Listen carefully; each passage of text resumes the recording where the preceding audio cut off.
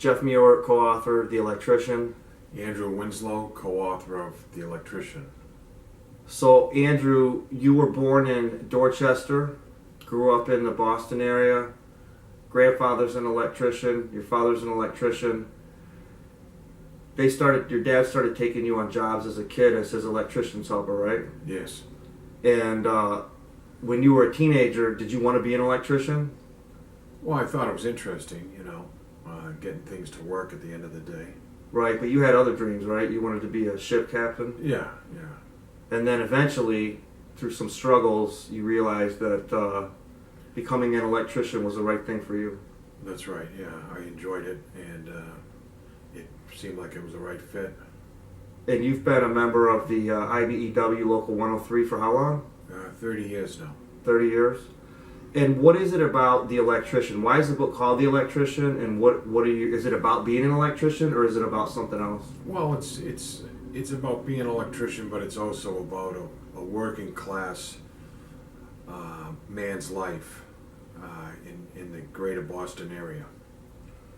Days that don't exist anymore, kind of lifestyle that doesn't exist anymore, would you say? Yeah, helping your neighbor, shoveling your neighbor out, performing chores on a daily basis. And is this a short book or is it a long book? I'd say it's a long book, but it covers, my entire life and, a few generations of people I got to know. Right. It's a almost 600-page long book, and it starts out in the early 70s. So it's about an era and a time that doesn't exist in America anymore when, your moms would send you out to play all day. There was no sitting around watching TV or reading comic books. You were out either working, doing chores, or exploring with your friends. Fathers were all working. Mostly at those days, mothers were, at home. And that's a period of time in America that people are almost making fun of now, or making it out to be like that was a bad thing. And sure, there were some things in those days that it's good that aren't common anymore. But do you think we've lost something in the way the country is now compared to what we had then?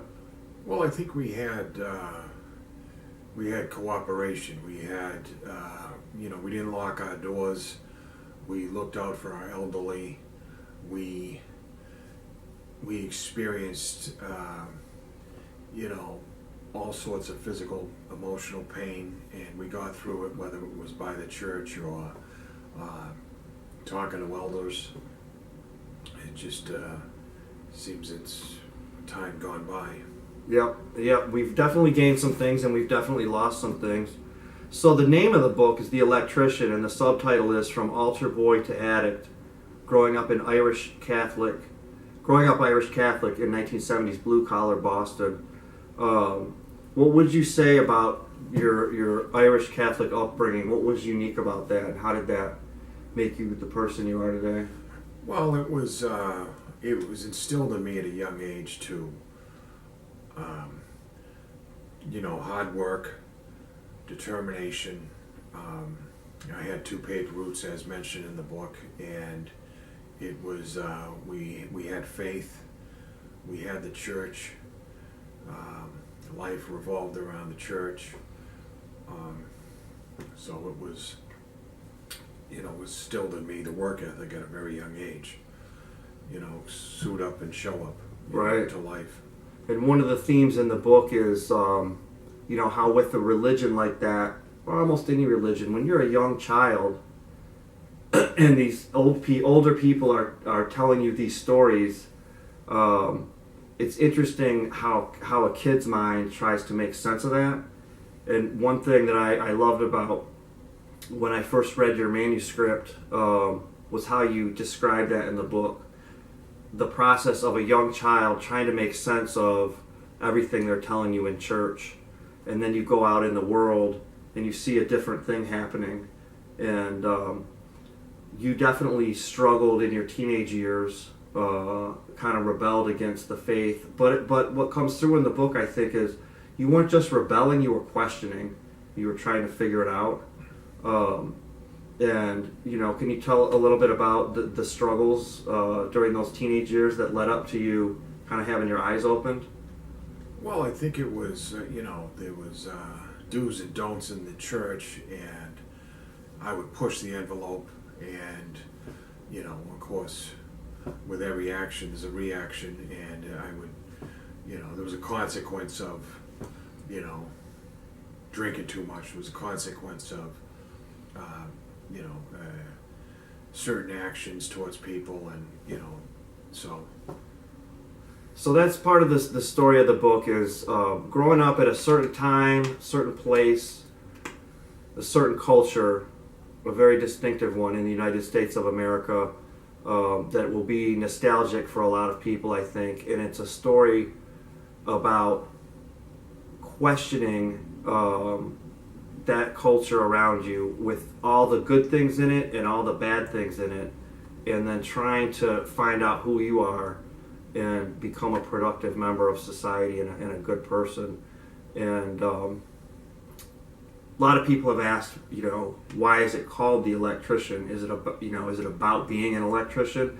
And I'd say no, it's not really about being an electrician, but to me it's about how the values of what it takes to be, not just an electrician, but a person in the trades, Right. which is often looked down upon.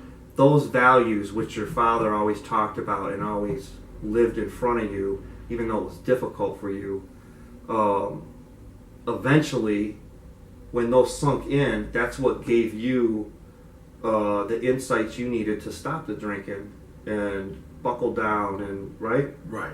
I think the electrician is, it's the word, the umbrella underneath that is the attitude of an electrician, what it takes to be an electrician, What are some of those things? Tell me more about the attitude and what it takes. It's getting up early, it's, it's dedication, it's licking your wounds, it's Because it's toughing it out in the elements of rain, sleet, and snow. Right, lazy electricians who don't know what they're doing don't last very long. Right. It's not a very forgiving job for sticking your finger in the wrong place. Right.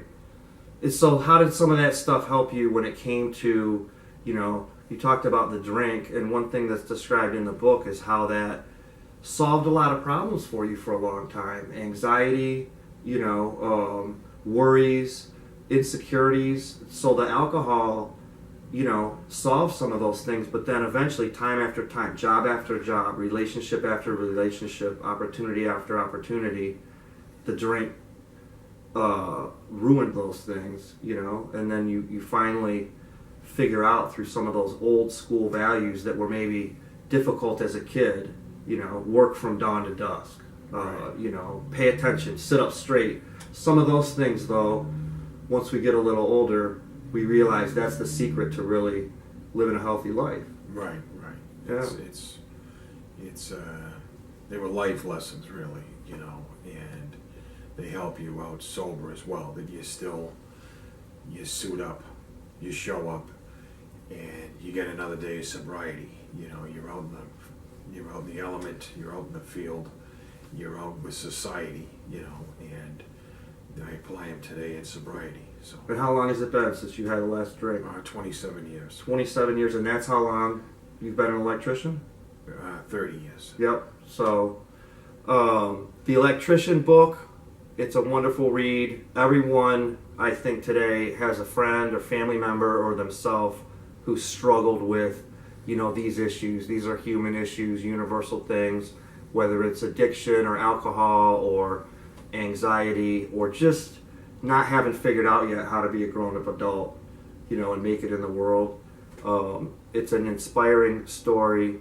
It's at readtheelectrician.com, available on Amazon, Barnes & Noble, and we hope you'll check it out. We think it'll make a wonderful holiday present for the person in your life who any of those issues might resonate with. And where are you working now? What are you doing? We're building an oil refinery in Saudi Arabia. So it's, again, using these principles I learned here, I can go anywhere in the world sober. How many countries have you been to? 20. 20 countries. And for about the last 8 years, you've been working over in the Middle East, oftentimes doing work that supports the military and the troops over there. Afghanistan, Iraq, and now I'm working in a refinery in Saudi Arabia.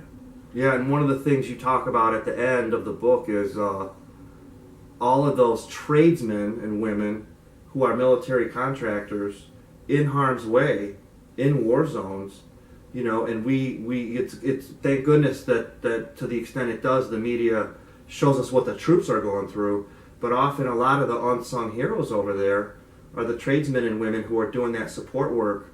And you mentioned seeing your fellow tradesmen wounded, permanently maimed. Yeah, wounded, people killed. There's many contractors, have been maimed, wounded, or killed. In the service of their country, essentially. Right. So part of the book's just about reminding people of the values and the value to the work ethic and what goes into being a tradesman or tradeswoman in this country. It's often looked down upon. I think less so today. I think it's turning around a little bit, but a few years ago, people would look down on you. Some people, like uneducated, this is all they can do, right. But there's so much more that goes into it. And this book is to inspire people, help people feel good about what they do, and maybe inspire some younger people to think about life a little differently. Maybe put their phone down.